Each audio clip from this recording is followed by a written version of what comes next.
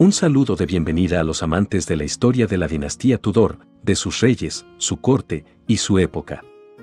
En esta ocasión les traigo un video con resúmenes de las vidas de los reyes Carlos I de España y Francisco I de Francia, así como un breve análisis de las relaciones entre ambos monarcas, punto de vital importancia si debemos entender mejor la época del reinado del rey Enrique VIII de Inglaterra. Este material está realizado por petición de Sandra Carrasco, quien quería saber más sobre dichos monarcas europeos. En 1518, la cuidadosa diplomacia del cardenal Thomas Wolsey había dado como resultado la firma del Tratado de Londres, destinado a unir los reinos de Europa Occidental, a raíz de una nueva amenaza otomana, y parecía que la paz podría asegurarse.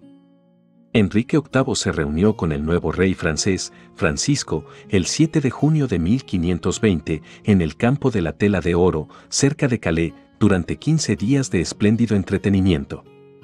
Ambos esperaban relaciones amistosas en lugar de las guerras de la década anterior. Sin embargo, el fuerte aire de competencia acabó con cualquier esperanza de una renovación del Tratado de Londres, y el conflicto fue inevitable. Francisco y Enrique estaban obsesionados con sueños de poder y gloria caballeresca, su relación presentaba una intensa rivalidad personal y dinástica.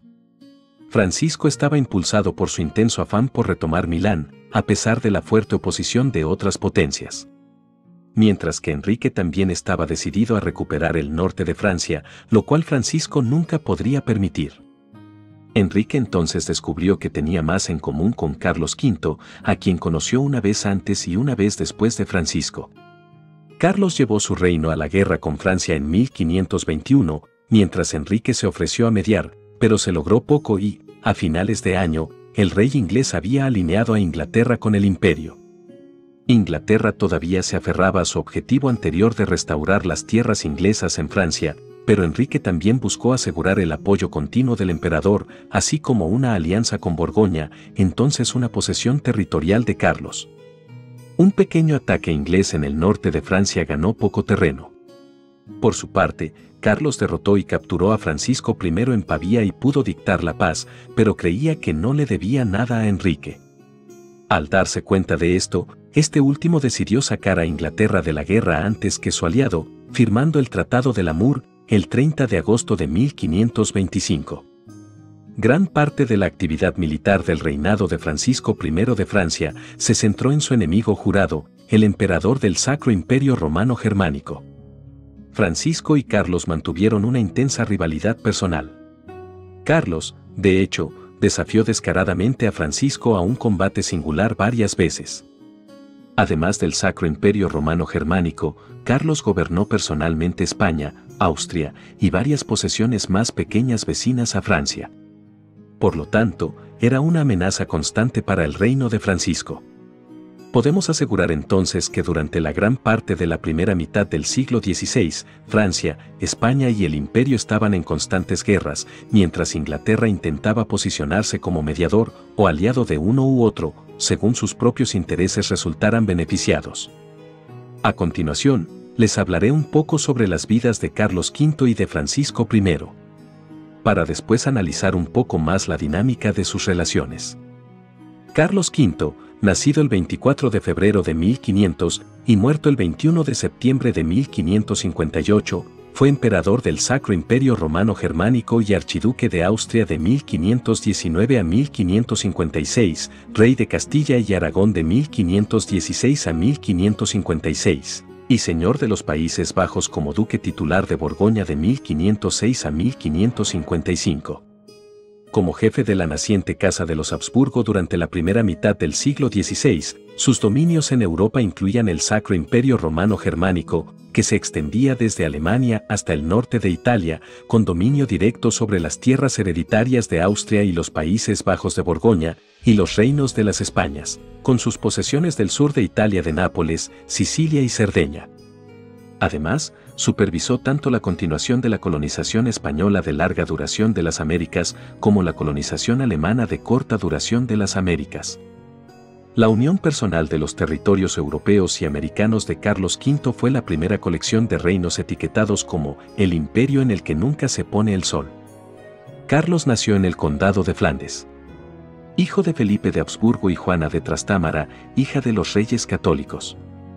El último heredero de sus 4 abuelos, Carlos heredó todos los dominios de su familia a una edad temprana. Después de la muerte de su padre Felipe en 1506, heredó los estados de Borgoña, originalmente en manos de su abuela paterna María. En 1516, heredero de la unión dinástica formada por sus abuelos maternos, Isabel I de Castilla y Fernando II de Aragón, se convirtió en rey de España como comonarca de los reinos españoles junto con su madre. Las posesiones de España en su adhesión también incluían las colonias castellanas del recientemente descubierto continente de América, así como los reinos aragoneses de Nápoles, Sicilia y Cerdeña. A la muerte de su abuelo paterno, Maximiliano, en 1519, Carlos heredó Austria y fue elegido para sucederlo como emperador del Sacro Imperio Romano Germánico. Adoptó el nombre imperial de Carlos V como título principal y se autoproclamó como un nuevo Carlomagno. Carlos V revitalizó el concepto medieval de monarquía universal y pasó la mayor parte de su vida intentando defender la integridad del Sacro Imperio Romano Germánico de la Reforma Protestante, de la expansión del Imperio Otomano y mantuvo una serie de guerras con Francia. Sin una capital fija, Carlos hizo 40 viajes, viajando de país en país, pasó una cuarta parte de su reinado en el camino. Las guerras imperiales fueron libradas por lansquenetes alemanes, tercios españoles, caballeros borgoñones y condottieri italianos. Carlos V pidió dinero prestado a banqueros alemanes e italianos y, para pagar esos préstamos, se basó en la economía protocapitalista de los Países Bajos y en los flujos de oro, y especialmente plata procedente de América del Sur, lo que provocó una inflación generalizada. Carlos ratificó la conquista española de los imperios azteca e inca por parte de los conquistadores españoles Hernán Cortés y Francisco Pizarro, así como el establecimiento de Klein Benedict por parte de la familia alemana Welser en busca del legendario El Dorado. Para consolidar el poder a principios de su reinado, Carlos superó 2 insurrecciones españolas, la revuelta de los comuneros y la revuelta de las hermandades, y 2 rebeliones alemanas, la revuelta de los caballeros y la revuelta de los grandes campesinos. Coronado rey en Alemania, Carlos se puso del lado del Papa León X y declaró fuera de la ley a Martín Lutero en la Dieta de Worms, en 1521. El mismo año, Francisco I de Francia, rodeado por las posesiones de los Habsburgo, inició un conflicto en Lombardía que se prolongó hasta la batalla de Pavía en 1525, que provocó el encarcelamiento temporal del rey francés. El asunto protestante resurgió en 1527, cuando Roma fue saqueada por un ejército de soldados amotinados de Carlos, en su mayoría de fe luterana. Después de que sus fuerzas abandonaran los estados pontificios, Carlos V defendió Viena de los turcos y obtuvo una coronación como rey de Italia y emperador del Sacro Imperio Romano Germánico de parte del Papa Clemente VII. En 1535, anexó el ducado vacante de Milán y capturó Túnez. Sin embargo, la pérdida de Buda durante la lucha por Hungría y la expedición de Argel a principios de la década de 1540 frustró su política anti-otomana. Mientras tanto, Carlos V había llegado a un acuerdo con el Papa Pablo III para la organización del Concilio de Trento en 1545. La negativa de la Liga Luterana de Esmalcalda a reconocer la validez del concilio provocó una guerra, ganada por Carlos V con el encarcelamiento de los príncipes protestantes. Sin embargo, Enrique II de Francia ofreció un nuevo apoyo a la causa luterana y fortaleció una estrecha alianza con el sultán Solimán el Magnífico, gobernante del Imperio Otomano desde 1520. Finalmente, Carlos V concedió la paz de Augsburgo y abandonó su proyecto multinacional con una serie de abdicaciones en 1556, que dividieron sus dominios hereditarios e imperiales entre los Habsburgo españoles, encabezados por su hijo Felipe II de España, y los Habsburgo austríacos, encabezados por su hermano Fernando, quien había sido archiduque de Austria en nombre de Carlos desde 1521, y designado sucesor como emperador desde 1531. El Ducado de Milán y los Países Bajos de los Habsburgo también quedaron en unión personal al rey de España, aunque inicialmente también pertenecían al Sacro Imperio Romano Germánico. Las 2 dinastías de los Habsburgo permanecieron aliadas hasta la extinción de la línea española en 1700. En 1557, Carlos se retiró al monasterio de Yuste en Extremadura, y murió allí un año después. Por su parte, Francisco I, nacido el 12 de septiembre de 1494 y muerto el 31 de marzo de 1547, fue rey de Francia desde 1515 hasta su muerte en 1547. Era hijo de Carlos, conde de Angulema, y de Luisa de Saboya. Sucedió a su primo y suegro Luis XII, quien había muerto sin un hijo varón que heredara su corona. Prodigioso mecenas de las artes, Francisco I promovió el emergente Renacimiento francés atrayendo a muchos artistas italianos para que trabajaran para él, incluido Leonardo da Vinci, quien trajo consigo la Mona Lisa, cuyo cuadro el propio rey francés había adquirido. El reinado de Francisco vio importantes cambios culturales con el crecimiento del poder central en Francia, la expansión del humanismo y el protestantismo y el comienzo de la exploración francesa del Nuevo Mundo. Jacques Cartier y otros reclamaron tierras en las Américas para Francia y allanaron el camino para la expansión del primer imperio colonial francés. Por su papel en el desarrollo y promoción del idioma francés, se le conoció como el padre y restaurador de las letras. También era conocido como Francisco de la Nariz Grande y el Rey Caballero, por su participación personal en las guerras contra su gran rival, el emperador Carlos V, quien también fue rey de España.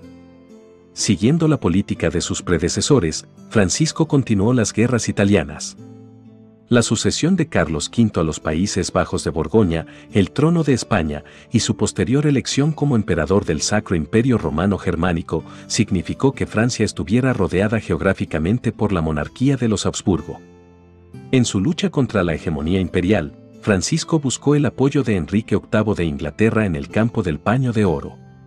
Y cuando esto no tuvo éxito, el rey francés formó una alianza franco-otomana con el sultán musulmán Solimán el Magnífico, un movimiento controvertido para un rey cristiano en ese momento. Francisco I registró éxitos y fracasos, pero no le permitió a su enemigo imperial concretar sus planes, cuya realización comprometería la integridad del reino. Sus esfuerzos guerreros acarrearon pesadas consecuencias para el occidente cristiano al permitir que el Imperio Otomano se apoderase de la casi totalidad del reino de Hungría y llegase hasta las puertas de Viena.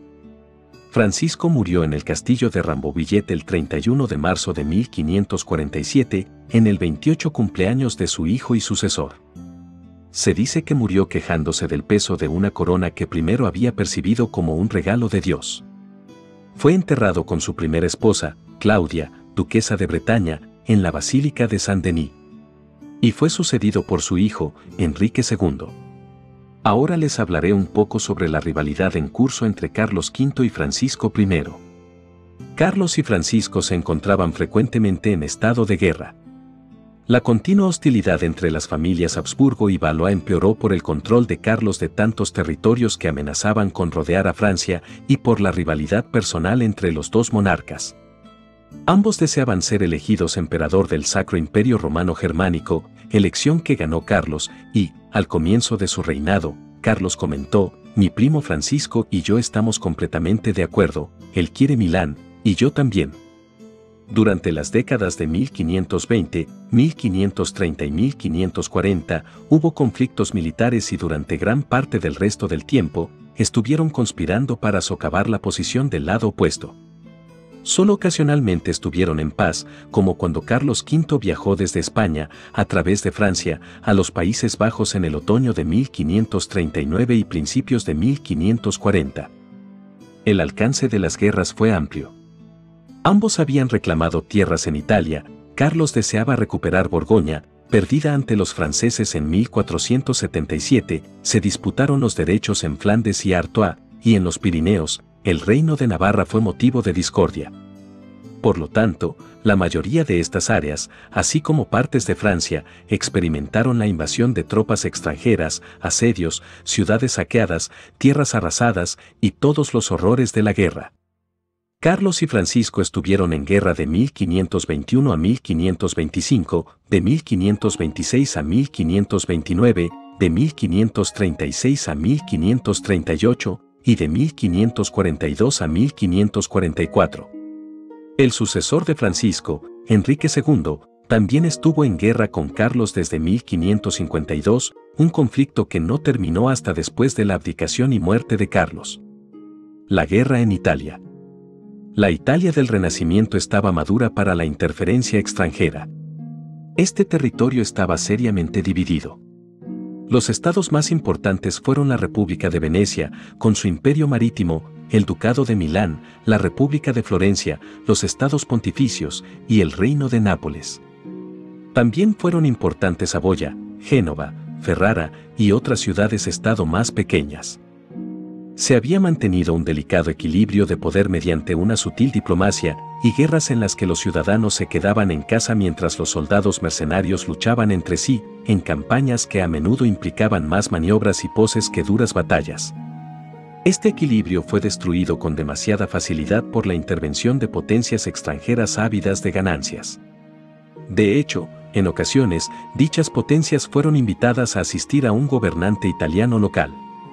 El hecho de que el papado tuviera su sede en Roma fue otro incentivo, ya que el control o la influencia sobre el papado proporcionó un arma diplomática adicional. La falta de este apoyo podría ser un problema, y Enrique VIII de Inglaterra aprendería eso a fines de la década de 1520. Los estados italianos ricos tenían poca defensa efectiva y ofrecían grandes ganancias a las tropas extranjeras que tenían sus propios intereses en el corazón. Por lo tanto, los gobernantes italianos estaban ansiosos por ponerse del lado de cualquier poder que pudiera ofrecer la oportunidad de obtener ganancias y seguridad. La creciente inestabilidad alentó a las familias ducales existentes y a los condottieri, o comandantes mercenarios, a intentar labrarse territorios para ellos y sus familias.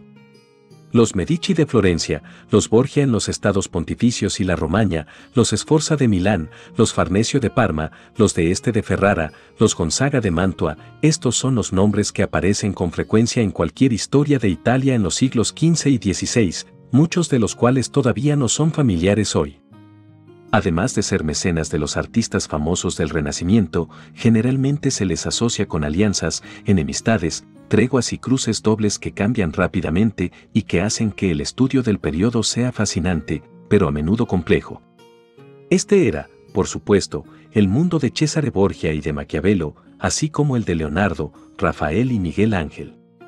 Sin embargo, existe un patrón que surge de un estudio de la Italia de finales del siglo XV y principios del XVI. Los reclamos franceses sobre un territorio, respaldados con el apoyo de algunos gobernantes italianos y una fuerza militar sustancial, tendrían un éxito inicial.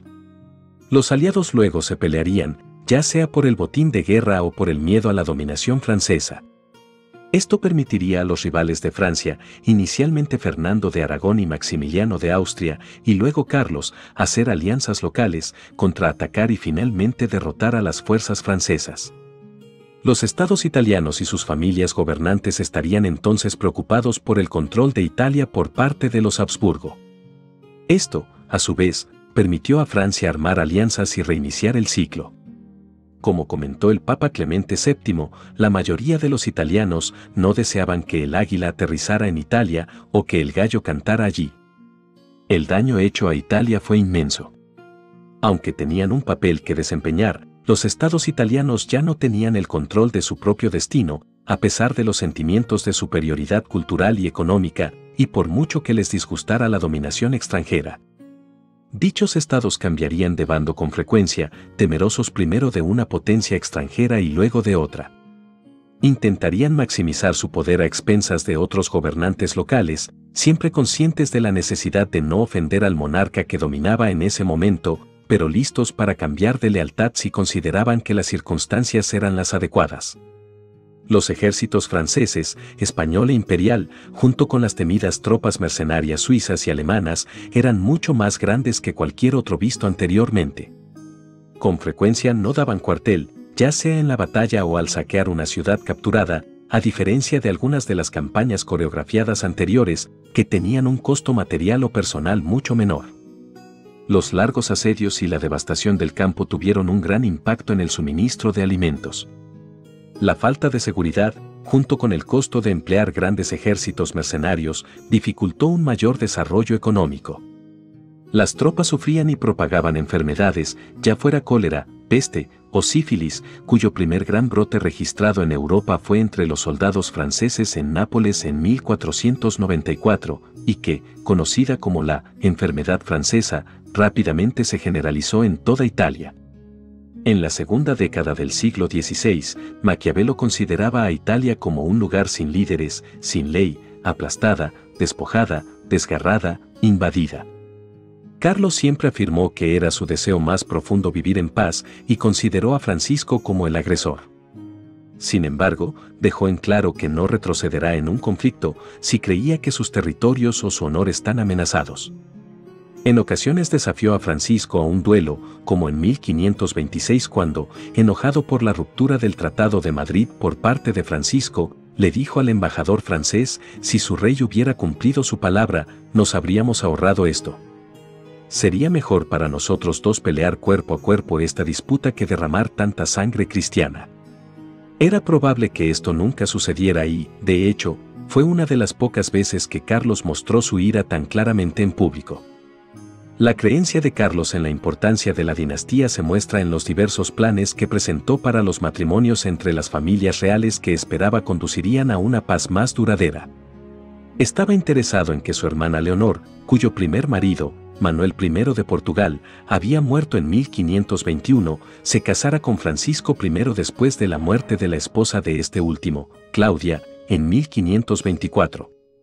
Esto se arregló en el Tratado de Madrid en 1526, después de la captura de Francisco en la batalla de Pavía, pero se retrasó por la reanudación de las hostilidades hasta que la idea fue revivida en el Tratado de Cambrai en 1529. El matrimonio tuvo lugar en 1530, pero hizo poco para facilitar las relaciones entre los monarcas, aunque quizás las negociaciones se vieron facilitadas por la presencia de Leonor en las raras ocasiones en que ambos se conocieron. Más tarde, a mediados de la década de 1540, como parte del Tratado de Crepy, Carlos acordó un acuerdo sobre el matrimonio del hijo menor de Francisco, Carlos, duque de Orleans, y un acuerdo territorial relacionado. Orleans se casaría con la hija de Carlos, María, o con su sobrina, llamada Ana. Si se casaba con María, Orleans heredaría los Países Bajos a la muerte de Carlos; si se casaba con Ana, heredaría Milán. Carlos mismo decidiría quién sería la novia después de las conversaciones con su hermano y con su propio hijo, Felipe. A menudo se debate por qué Carlos aceptó tal trato. En ese momento tenía el control en Italia y la ventaja en los Países Bajos. ¿Por qué sintió la necesidad de entregar importantes tierras a la familia real francesa como parte de un contrato de matrimonio? Él esperaba lograr una solución duradera del conflicto Habsburgo-Valois mediante matrimonios y concesiones, creando así una alianza dinástica que lo abarcara todo. Esta fue la más reciente, pero no la última, de las ideas de Carlos sobre cómo se podría lograr esta paz permanente. También deseaba obtener el acuerdo de Francisco para luchar no solo contra los otomanos, sino también contra los protestantes alemanes, si no podían ser devueltos al seno de la Iglesia Católica por otros medios. Tal alianza matrimonial podría ayudar a lograr esto. El Tratado de Crepy revela de muchas maneras la naturaleza de la política internacional en ese momento, a veces objetivos loables, a menudo acuerdos engañosos, y luego un desprecio abierto por lo que se había firmado. La rivalidad de más de 30 años entre Carlos y Francisco terminó con la muerte de este último el 31 de marzo de 1547. Enrique VIII de Inglaterra había muerto 3 meses antes, a los 56 años, en el Palacio de Whitehall. De alguna manera fue el final de una era. Carlos, unos años más joven que ambos, había sobrevivido a los dos monarcas europeos más estrechamente asociados con él, aunque Solimán, el sultán otomano, viviría hasta 1566. Sin embargo, la muerte de Francisco no significaba que la paz fuera a establecerse sobre Europa. Su sucesor, Enrique II, estaba ansioso por el éxito militar y la ganancia territorial, y no amaba a Carlos, ya que sus 3 años en España cuando era niño, siendo rehén del incumplimiento de los términos del Tratado de Madrid por parte de su padre, no fueron nunca perdonados. Y bueno amigos, hasta aquí este video con un breve resumen de las vidas y relaciones entre los reyes Carlos V y Francisco I. Espero que les haya gustado. Y como siempre, estaré al tanto de todos sus comentarios, los cuales agradezco de antemano. Muchas gracias nuevamente por ser parte del canal de los Tudor y por ver y comentar todos los vídeos que voy subiendo. Si de verdad les ha gustado el contenido de este y de los vídeos del canal, consideren hacerse mecenas en la página de Patreon. El enlace a dicha página lo comparto en la descripción de este video. Los mecenas tendrán acceso a material exclusivo, vídeos con dedicatorias, preguntas y respuestas en vivo, además de prioridad sobre las peticiones de temas de vídeos para el canal. ¡Feliz día y hasta la próxima!